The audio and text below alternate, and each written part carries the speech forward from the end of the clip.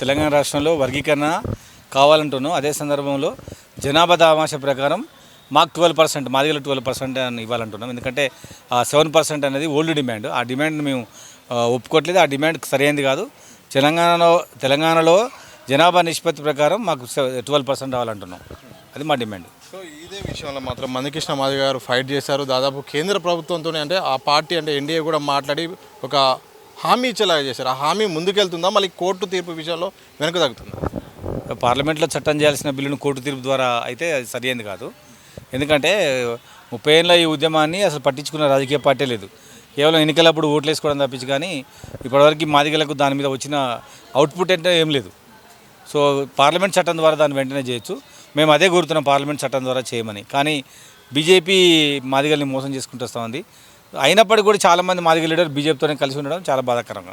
ఇప్పటికైనా బీజేపీ పార్టీని మీద మాదిగలు మౌనం వీడాలి, మాట్లాడాలి, అయ్యేటట్టుగా గట్టిగా ఒత్తిడి తీసుకురావాలి బీజేపీ పార్టీ మీద.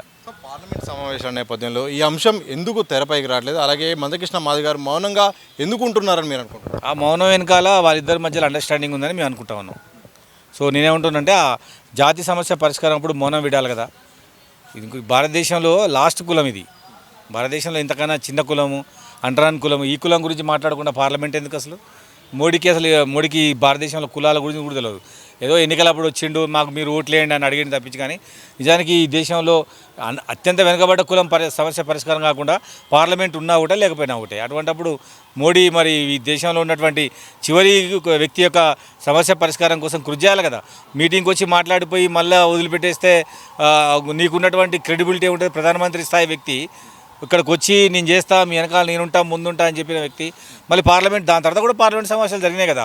డిసెంబర్లో పార్లమెంట్ సమావేశం జరిగింది, జనవరిలో ఫిబ్రవరిలో పార్లమెంట్ సమావేశం జరిగింది, మళ్ళీ ఇది 3వ పార్లమెంట్ సమావేశం. 3 పార్లమెంట్ సమావేశంలో చట్టం కాలేదు. నువ్వేం ప్రధానమంత్రి, అసలు నీకు బుర్ర ఉందా? భారతదేశంలో ఈ కులమా ఉద్యమం ఉందా, నీకు ఐడియా ఉందా అని అడుగుతా ఉన్నా.